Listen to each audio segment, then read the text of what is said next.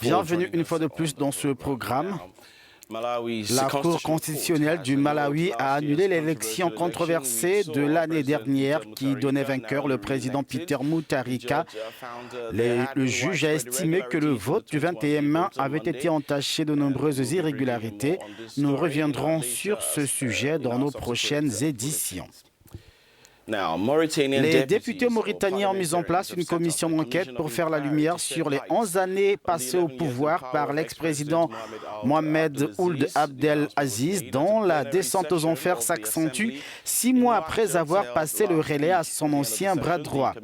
L'annonce a été faite lors d'une session plénière de l'Assemblée nationale à Nouakchott qui s'est tenue à la fin de la semaine dernière. À l'issue de cette session, la commission présentera son rapport au Parlement qui, en cas de fait avéré, lancera la procédure de formation d'une haute cour de justice. Les domaines enquêtés comprennent notamment la société de pêche chinoise Poly Hangdog, accusée de piller les ressources halieutiques nationales, la vente des biens de l'État à Nouakchott et la gestion de la fondation Esnim, un fonds caritatif financé par la compagnie minière du pays qui exploite le minerai de fer en Mauritanie. Autre affaire, le Fonds national du pétrole et la liquidation de la société d'importation et d'exportation du pays. C'est plusieurs charges contre l'ancien président. Selon plusieurs sources, la création de cette commission d'enquête accentuera encore un peu plus le divorce entre l'ex-président Abdelaziz et son successeur.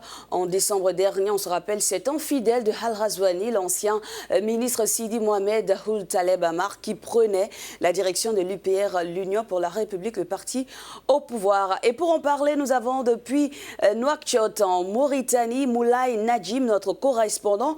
Moulay, bonjour. Dites-nous, quelle a été la réaction de l'ex-président Mohamed Ould Abdelaziz à l'annonce de cette création de la commission d'enquête contre ces 11 années de direction du pays? Bonjour. En effet, bien avant la mise en place de cette commission, interrogée par un journaliste sur la question de savoir qu'est-ce qu'il en pense d'une éventuelle mise en place d'une commission d'enquête sur la gestion des 10 ans de pouvoir lors d'une conférence de presse, l'ancien président avait simplement répondu qu'il n'a rien à se reprocher.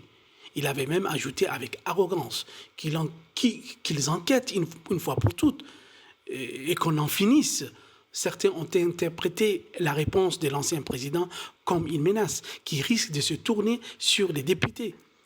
En tout cas, au cours de cette conférence de presse, le président avait reconnu être fortuné. Mais il semble vouloir expliquer que cet argent n'a été retiré ni des caisses du Trésor, ni de la Banque centrale, ce qui sous-entend, en d'autres termes, que la provenance de l'argent ne regarde pas les Mauritaniens. Et c'est là, justement, où est le bât blesse. Parce que l'homme de la rue, les politiciens et les plus simples citoyens sont persuadés que cet argent mal acquis provient des trafics d'influence, des opérations douteuses ou des malversations financières. C'est d'ailleurs pourquoi la majorité des citoyens exigent la mise en place de cette commission, qui ne jugera certainement pas l'ex-président et ne pourra qu'essayer d'apporter des réponses à des questions qui suscitent beaucoup de curiosité des Mauritaniens. Alors, comment et quand cette commission entamera-t-elle la procédure ou son enquête? Difficile de répondre pour le moment à cette question. Il faut tout juste rappeler qu'il y a 4 jours, cette commission d'enquête parlementaire consensuelle a vu le jour avec pour mission de faire toute la lumière sur les 11 années du pouvoir de Mohamed Ould Abdelaziz. Votée à l'unanimité, cette commission doit se pencher sur la gestion des revenus pétroliers, l'attribution des marchés publics, les ventes du foncier, l'attribution des concessions portières et les signatures des contrats dans le domaine de l'énergie et de la pêche, ainsi que les conditions de liquidation de certaines entreprises publiques. Cette commission entamera ses travaux prochainement, certainement. Il est important de signaler ici que cette commission n'a pas pouvoir de juger l'ancien président. Elle doit simplement tirer des conclusions qui peuvent être soumises à une juridiction compétente, si la commission recommande des poursuites contre l'ancien président. Mais on sera loin de ce cas de figure, parce que certains analystes estiment que les dossiers présélectionnés n'engagent forcément pas directement ou indirectement la responsabilité de l'ancien président, du fait que ces dossiers sur lesquels porteront les enquêtes concernent soit des projets qui ont fait l'objet d'appels d'offres internationaux, et qui dit appel d'offres dit commission des passations des marchés publics, soit des dossiers qui ont été soumis au vote parlementaire à cette même Assemblée, qui réclame aujourd'hui ces enquêtes. Et c'est là où se trouve encore le bât blesse. Moulay Nadjim, avant de vous laisser partir, on se rappelle que c'est en décembre que les députés de l'opposition sont parvenus à la mise en place de cette commission d'enquête. Est-ce à dire aujourd'hui que l'ancien président Mohamed Ould Abdelaziz se retrouve politiquement isolé, lâché par ses anciens camarades de l'UPR? Eh bien là, il s'agit d'une véritable secousse politique pour l'ex-président, puisque jusqu'à là, seule l'opposition s'attaquait en effet à sa gestion.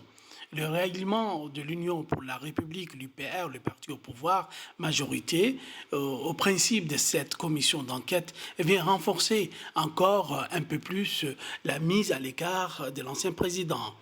Il est évident que pour être parvenu à la mise en place de cette commission, les opposants, comme les députés de la majorité, ont signifié à Ould Abdelaziz qu'il est lâché de toutes parts et que ses amis d'hier lui ont tourné le dos définitivement. Le message est donc très clair. Sa page est tournée. La preuve aujourd'hui, ce sont ses soutiens d'hier qui vont épauler par les opposants lancer des enquêtes. Mais le président semble tenir en main des cartes. Pour lui, ces enquêtes vont coûter cher, peut-être aussi à certains de ses députés qui ont retourné leur veste. En tout cas, une chose est sûre, rien qu'avec la désignation à la tête de cette commission, Ould El Waqf, un expert économique qui était Premier ministre du gouvernement de Sidi Ould Cheikh Abdallahi, que l'ex-président avait renversé par un coup d'État en 2008.